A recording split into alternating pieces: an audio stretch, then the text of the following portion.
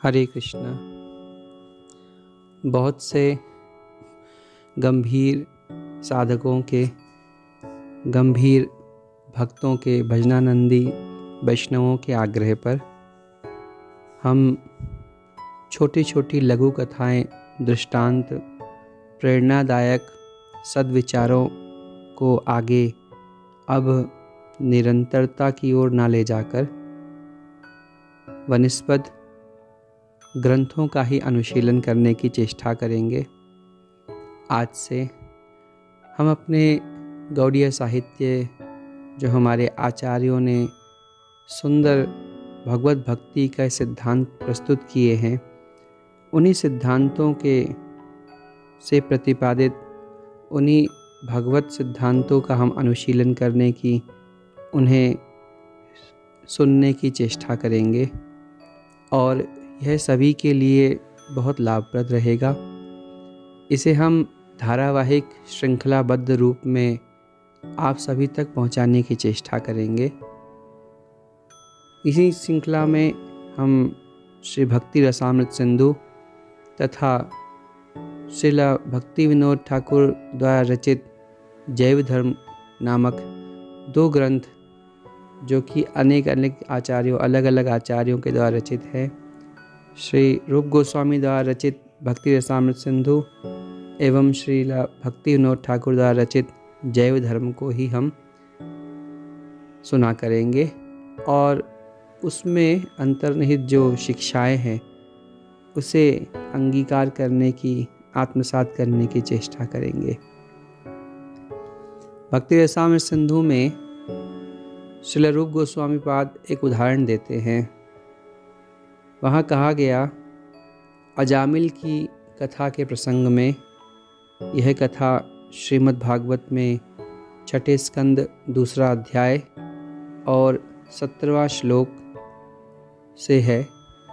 इसके अंतर्गत कहा गया कि एक अच्छे कर्तव्यनिष्ठ ब्राह्मण के रूप में अजामिल ने अपना जीवन प्रारंभ किया था, किंतु जवान होने पर वह एक वैश्या द्वारा पूरी तरह भ्रष्ट बना दिया गया।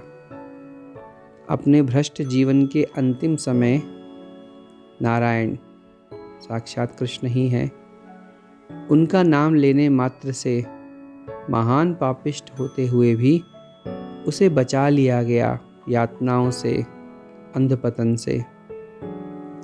श्री सुखदेव गोस्वामी संकेत करते हैं कि पाप कर्मों के प्रतिकार के लिए तप, दान तथा कर्मकांड, ये सब विधियां कही गई है, किंतु इन्हें संपन्न करने से पापपूर्ण कामना रूपी बीज को हृदय से ठीक उसी तरह नहीं हटाया जा सकता जिस तरह अजामिल अपनी युवावस्था में नहीं कर सका, क्योंकि अजामिल ने भी बहुत अधिक दान, यज्ञ, निरंतर भगवत भक्ति, सेवा, जितने विधान वैधि भक्ति है, जो भक्ति के विधान के लिए है, जो कर्म संस्तुतियाँ वेदों में कही गई, वह उनमें लिप्त तो था, परंतु इतना होते हुए भी, इतना सब पुण्यमय आचरण करते हुए भी अजामिल के मन से काम वासना जा न सकी और जो ही वह उसके संपर्क में आया, वह प्रभावित हुए बिना रह न सका। यह पापपूर्ण कामना रूपी बीज भगवान की भक्ति के द्वारा, विशुद्ध रागनुगा भक्ति के द्वारा ही हटाया जा सकता है और यह भक्ति भगवान श्री कृष्ण चैतन्य महाप्रभु के द्वारा, उनके द्वारा प्रवर्तन किए गए मार्ग के द्वारा ही संभव है। और भगवान महाप्रभु जी हमसे क्या कह रहे हैं? कहते हैं, भजो कृष्ण कहो कृष्ण लहो कृष्ण नाम, कृष्ण मात कृष्ण पिता कृष्ण धन प्राण। भगवान कृष्ण का ही नाम लो, वही सर्वस्व है हमारे। उन्हें अपना माता पिता, बंधु, सखा, मित्र, हितैषी, आत्मज, कल्याणकारी, शुभ देने वाला, वह हमारी संपूर्ण वांछाओं को पूर्ण करने वाला मात्र नाम भगवान ही है। और कलयुग में यह नाम 16 अक्षरों के रूप, शब्दों के रूप में है। भगवान कहते हैं, हरे कृष्ण कृष्ण कृष्ण हरे हरे, हरे राम राम राम हरे हरे। हरे कृष्ण कृष्ण कृष्ण हरे हरे, हरे राम राम राम हरे हरे। हरे कृष्ण कृष्ण कृष्ण हरे हरे, हरे राम राम राम हरे हरे। हरे कृष्ण कृष्ण कृष्ण हरे हरे, हरे राम राम राम हरे हरे। इस प्रकार इस महामंत्र का जप या कीर्तन द्वारा बहुत ही आसानी से व्यक्ति काम रूपी वासना के बीज को समूल नष्ट करने में सक्षम हो जाता है।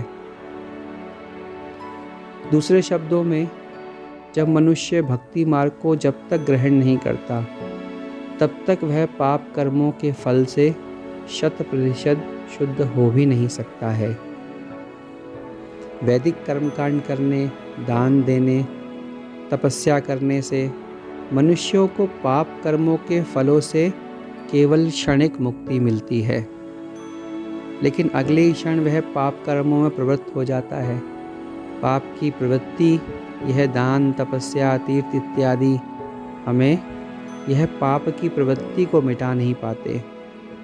उदाहरण के लिए, कोई व्यक्ति जो बहुत अधिक विषयी जीवन बिताया जिसने, और जो बहुत अधिक वासनामय जीवन जी रहा है, वह रतिज रोग से, रतिज अर्थात यौन रोग से पीड़ित हो जाता है।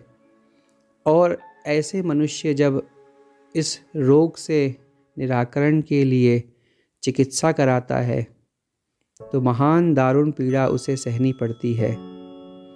परंतु कुछ समय पीड़ा को सहन करने के उपरांत वह अच्छा हो जाता है, लेकिन अपने हृदय से काम की इच्छा को दूर ना कर पाने के कारण वह पुनः उसी काम क्रीड़ा में लिप्त होकर फिर से उसी प्रकार के रोगों का ही शिकार हो जाता है। अतएव चिकित्सा द्वारा ऐसे रोगों का क्षणिक इलाज ही करके आराम मिल सकता है, परंतु यहाँ समझने की बात यह है कि यह क्षणिक आराम हमारे लिए लाभप्रद नहीं है। हमें तो ऐसा कार्य करना है जिससे इस प्रकार की पापपूर्ण वृत्तियों को पुनः ना करने की इच्छा ही हमारे अंदर जागृत हो जाए, यह वासना ही हमारे अंदर समाप्त हो जाए, समूल बीज सहित नष्ट हो जाए। और इसके लिए केवल वेदों में वर्णित कर्मकांड, दान, तपस्या मनुष्य को लाभ नहीं दे पाएंगे। जब तक हृदय शुद्ध नहीं हो जाता, भगवान की प्रेमा लक्षणा भक्ति का उदय नहीं होता, तब तक उसे पुनः पुनः पाप कर्मों में ही प्रवृत्त होना पड़ेगा। श्रीमद् भागवत में एक दूसरा उदाहरण है गजराज का, और यह हमने कार्तिक मास के अंतर्गत बहुत अच्छी प्रकार से समझाने की चेष्टा की है।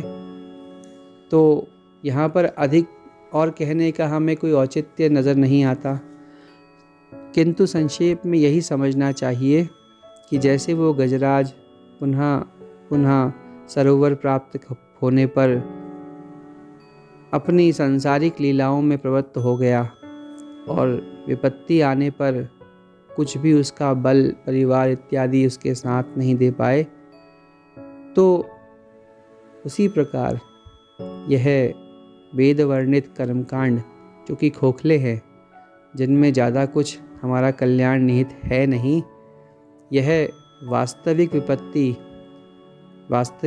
मनुष्य की वही है जो भगवान की विस्मृति करा दे। तो उस वास्तविक विपत्ति से दूर निवृत्त करने का यह कोई अच्छा उपाय हमें नहीं बताते। अतः हमें गज की भांति हम मूढ़ मनुष्य व्यवहार तो कर रहे हैं, परंतु जैसे भगवान नारायण के द्वारा उस गज का उद्धार कर दिया गया, उसे बचा लिया गया, उबार लिया गया, ऐसे ही भगवान के पवित्र नाम कलयुग में साक्षात दर्शन दे रहे हैं। नाम और भगवान में कोई अंतर ना जानते हुए, नाम नामी अभेद तत्व को स्वीकार करते हुए हमें नाम भगवान के प्रति ही पूर्ण रूपेण श्रद्धा से उनका आश्रय लेना है, तो ही हमारा कल्याण संभव हो पाएगा। श्रीमद् भागवत में एक और साक्ष्य है। 4 स्कंद 22वां अध्याय और 39वां श्लोक, जिसमें सनत कुमार कहते हैं, हे राजन, मनुष्य का मिथ्या अहंकार इतना प्रबल होता है कि वह उसे इस जगत में उसी तरह रखता है जैसे कोई प्रबल रस्सी से बंधा हो। केवल भक्तगण भगवान की भक्ति में संलग्न होकर इस प्रबल रस्सी की गांठ को काट सकते हैं। अन्य लोग जो भगवान की भक्ति नहीं करते, शरणागति नहीं लेते, किंतु महान योगी या कर्मकांडी बनना चाहते हैं, भक्तों की भांति प्रगति नहीं कर पाते, वह कभी भी इस संसार रूपी रस्सी के बंधन से मुक्त नहीं हो पाएंगे। अतएव प्रत्येक व्यक्ति का कर्तव्य है कि वह मिथ्या अहंकार की गांठ को काटने एवं भौतिक कार्यों में व्यस्तता से छूटने के लिए भगवान के कार्यों में अपने आप को लगाए। अपने मन, अपनी बुद्धि, वाणी, शरीर को भगवान के कार्यों में लगाएं। यह याद रखना चाहिए, सबसे निकृष्ट सेवा धन देकर की जाती है, उससे श्रेष्ठ सेवा तन देकर की जाती है, और सबसे श्रेष्ठ सेवा भगवान को मन देकर की जाती है।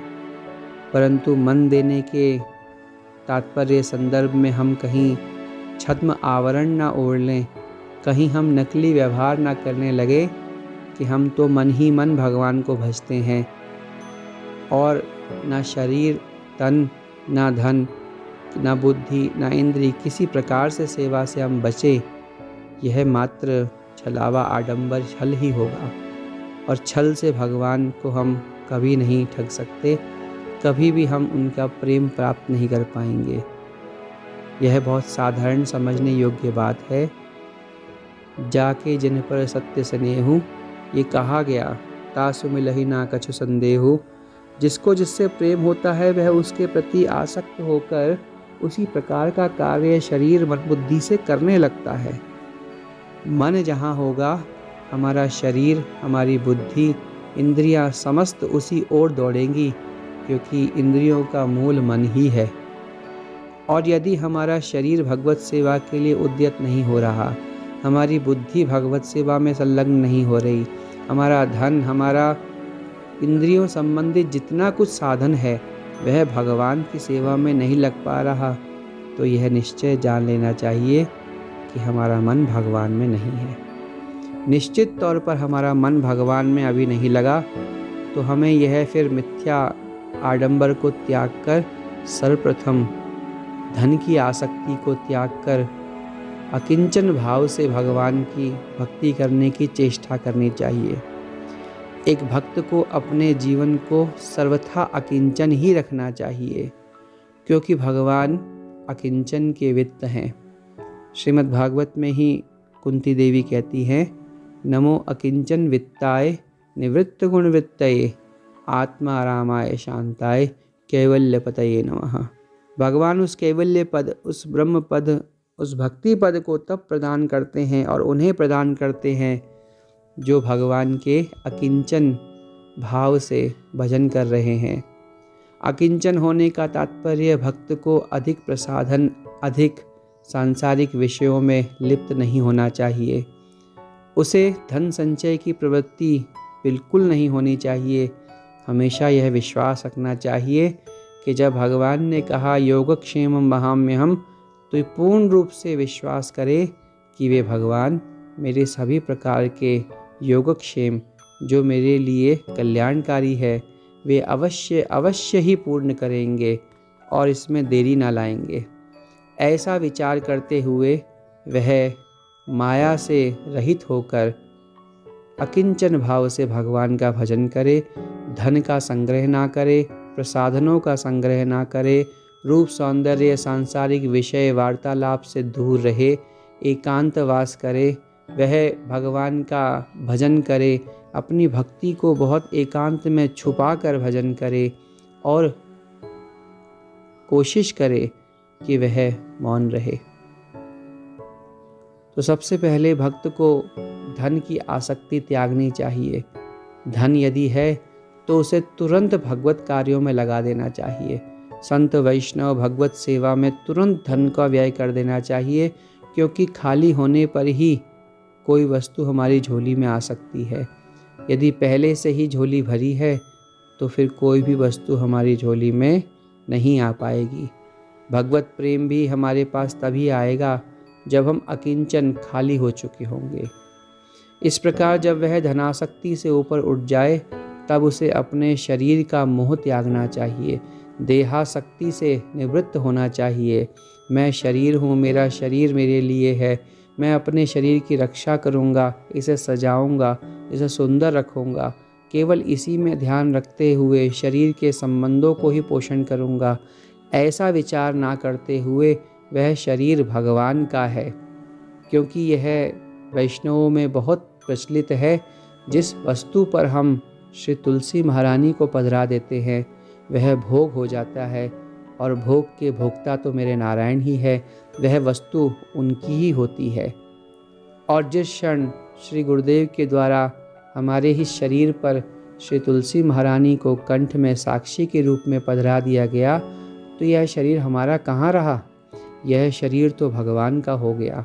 संबंध करा दिया श्री गुरुदेव ने कि आज से तुम भोग हो और भगवान ही भोक्ता हैं। भगवान कह रहे हैं अहम सर्वज्ञानां भोक्ता च प्रभुरेव च, मैं ही भोक्ता हूँ।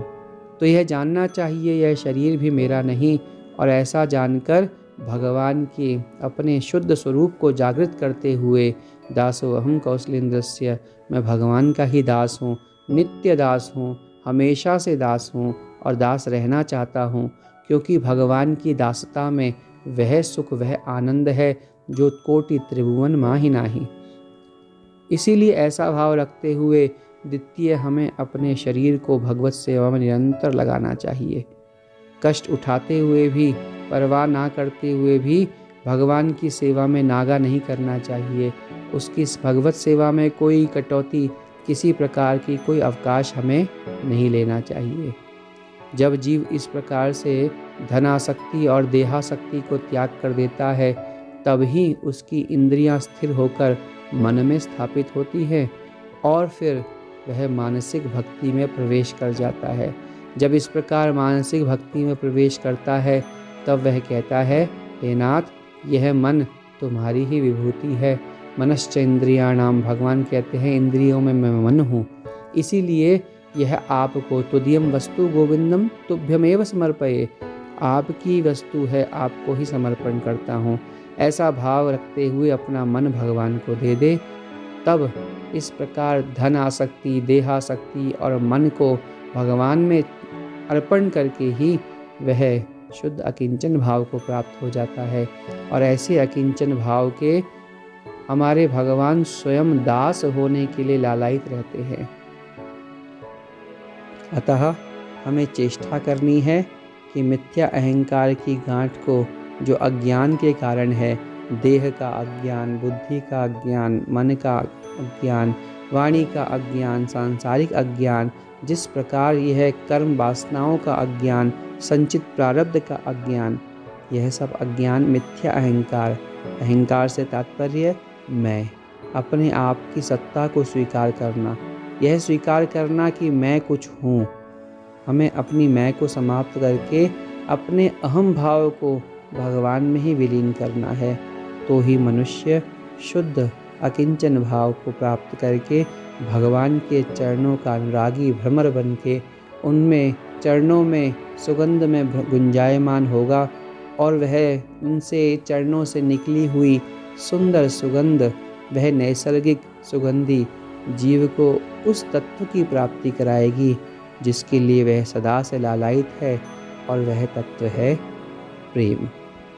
कल्याणार्थ सदा जपे हरे कृष्ण कृष्ण कृष्ण हरे हरे, हरे राम राम राम हरे हरे।